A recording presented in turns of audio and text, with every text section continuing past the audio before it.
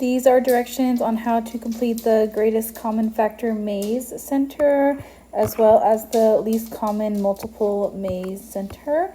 So the first thing you're gonna do is start on the one that says start right here. Okay, so I'm gonna take the two numbers that they gave us. Gonna put them both inside of my cake tier, just like we learned in our whole class lesson. Then the first thing I need to ask myself is, are these numbers both even?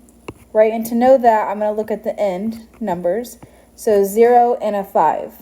Well, I know a 5 is not an even number, so both of these numbers are not even. Okay, so that means I can't take a 2 out.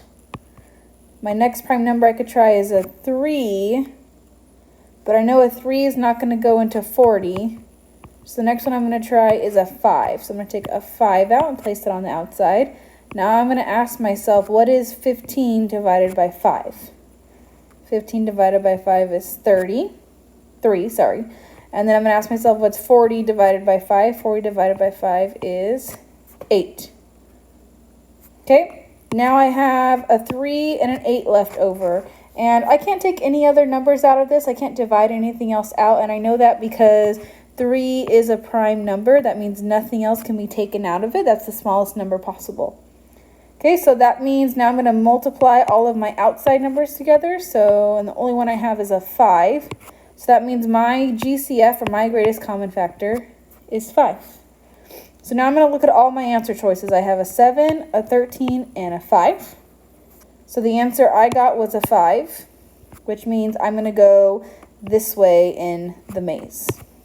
So that means the next problem that I'm going to solve is going to be this one, because 5 is the answer choice that I got. Okay, and then I'll just continue doing that throughout the maze until I get to the end. And you have to make sure that you solve all the problems correctly, otherwise you're going to be solving the maze wrong. Okay, and then the least common multiple is the same. You'll start here where it says start. Go through whatever answer choices you find, you'll follow it that way until you get to the end.